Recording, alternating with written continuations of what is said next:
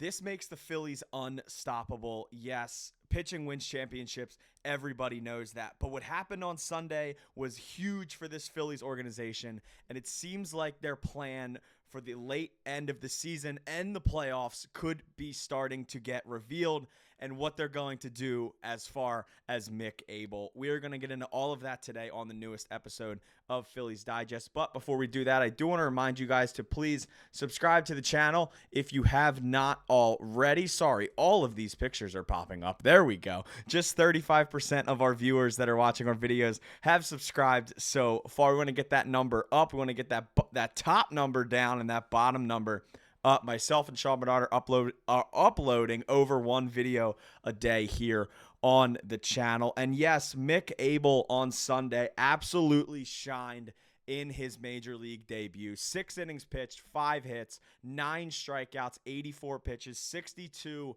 for strikes. And for a prospect that was trending towards bust territory over the last few years, he really looked in control on Sunday against one of the best, if not the best pitchers in the game on the other side in Paul Skeens. Mick Abel came up last year. He was down. He had a 6.5 ERA in AAA. He got put on the development list. He wasn't there mentally on the field. His game wasn't there, and he came back a different pitcher this year. And this is massive for the Phillies because now they have options. Could Abel potentially go to the bullpen eventually down the line? Could they continue to use him as a starter and then bring him up as a weapon? They have options. But I did want to just dive a little more into what Abel did on Sunday because it truly was fascinating. And I did want to start off with this. So I was down there, as I am for most home games, with Crossing Broad, and I put this tweet out on, I believe, Sunday night or Monday morning, and this was my favorite Mick Abel stat. So I kept track of every single Mick Abel pitch during his debut on Sunday. Mick Abel got behind in the count just 8 times in his entire debut. 7 of those 8 times resulted in him battling back and getting that batter out, 3 of them being strikeouts. The only other time was the IKF single in the 5th. He was caught stealing on the next pitch. No batter that got ahead in a count on Mick Abel on Sunday reached second base. Mick Abel was dominant. We all know that. We saw that. Rob Thomson talked about it after the game. And he really just spoke on Abel's poise. He said for him to come up here in this atmosphere, 74% strikes, first pitch strikes, landing the breaking ball. He's really grown up. He slowed everything down today and stayed in the moment. I'm really happy for him. And everybody should be, and everybody is. It was an awesome day for Mick Abel. Mick Abel's parents, whole family, friends were obviously in attendance. The Phillies broadcast crew actually gave Mick Abel's parents the scorecard for their son's major league debut that Tom McCarthy keeps during every game with autographs of Schmidt, Kruk, and McCarthy on there. It was one of the best major league debuts in Phillies history, and it was one of the best major league debuts we've seen just off of pure dominance. Yes, Mick Abel did leave a little note sort of for the fans on his Instagram the other day. He said, "A day I'll never forget. Thank you to those who were able to come support and to those who watch from afar. I'm so grateful for all of your support throughout this journey. Thank you to the Phillies for providing an opportunity for a kid to achieve his dream." Damn, I have a little bit of goosebumps here. I can't lie. Sorry. So to get into this then, unfortunately, Abel was then optioned to AAA the next morning. So Max Lazar was called up to pitch out of the bullpen. This was the plan all along. Rob Thomson, Dave Dombrowski made it clear to us media, to the fans, and to Mick Abel before the news even broke that he was coming up, that it was just one start for now. They didn't want to get his hopes up. They didn't want to, falter him after a big start. They told him before that it was one start for now with Nola going on the IL. They wanted to give Sanchez an extra day of rest, and they didn't want Abel to get out of his routine. That is the reason why they slid the rotation back. They could have had Mick Abel start in versus the Rockies this week out in Coors Field, but they still wanted Mick Abel to pitch this coming weekend on his normal routine.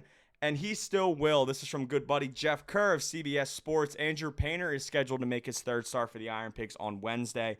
Mick Abel is scheduled to pitch for Lehigh Valley on Saturday. So the whole goal of this was to see what Abel can do, give him and reward him a start in the majors, but not throw him out of his routine, because the Phillies want they want Abel to continue to keep developing.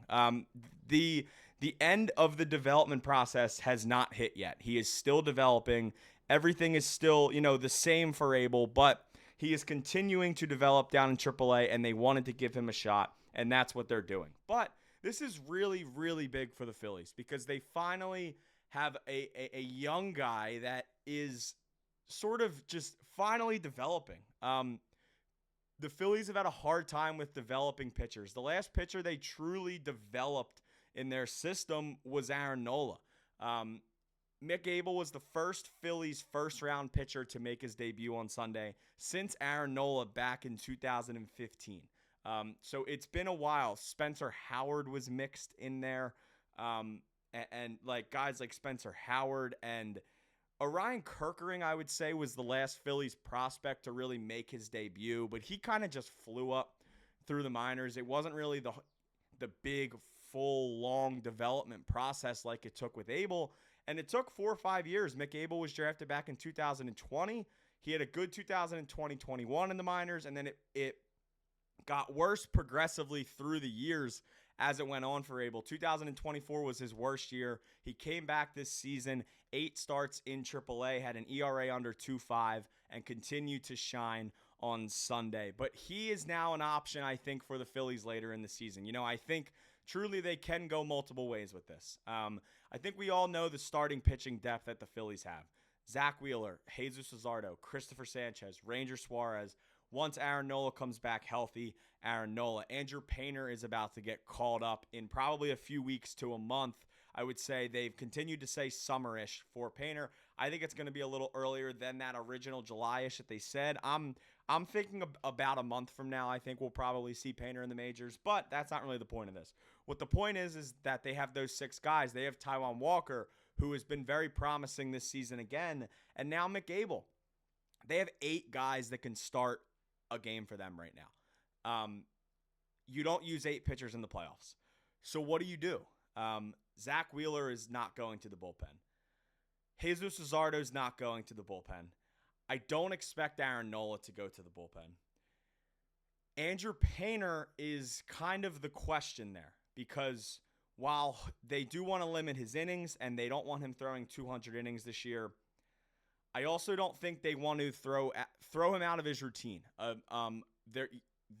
The number one prospect in the Phillies organization coming off of Tommy John surgery, I don't think they want him to, do fast warm-ups and have to fully warm up for an outing in 9-10 practice pitches in the bullpen. They've stressed multiple times that Andrew Painter is most likely not going to come out of the bullpen. Can things change in October? Yes, because you do whatever you have to do to win in October. So yes, it could be on the table once we get there. In the regular season, Andrew Painter is not coming out of the bullpen. Christopher Sanchez is an interesting one for me because I almost think they could use Christopher Sanchez sort of like that Ranger role in 2022. Sanchez has been awesome the last 2 years. He's been one of the best pitchers on the Phillies. He's been dominant. He had another great start last night. But he's a hard-throwing lefty that has nasty stuff. And to be quite honest, I think Sanchez's stuff could play out of the bullpen in October if they needed it to. But this is a good problem to have. Abel could be a guy they could use out of the pen later in the season in the playoffs. They haven't really committed to that yet. They've said they like Abel as a starter. They want to continue to develop him as a starter. But once again, anything goes in October. Obviously, Abel could be floated around as a trade piece as well. If the Phillies head into the trade deadline, I made a video that the Phillies are currently they're calling about former Philly David Robertson, but that is not going to be the only move they make. They can't make a big trade right now because, quite frankly, teams aren't selling on May 20th, but teams will be selling at the trade deadline. So if they get to that point and a Ryan Helsley or a Felix Bautista or even somehow a Mason Miller or any big-time reliever comes up on the trade market, Abel could be an interesting piece now because this time last year, he was not an interesting piece. But now that he's developed and he's had this resurgence, maybe he could be a piece. I don't know. The Phillies have a lot of options, though. They have 8 guys that can start games. They have 3 really good relievers in their bullpen right now. They're going to add more. They could add Robertson. But Abel was the star of the show this weekend. One more time, 6 innings pitched, 5 hits, 9 strikeouts, 84 pitches, 62 for strikes. It was an awesome debut. What would you do with this Phillies rotation right now? Would you move Ranger to the bullpen? Would you move Abel to the bullpen? When would you bring Painter up?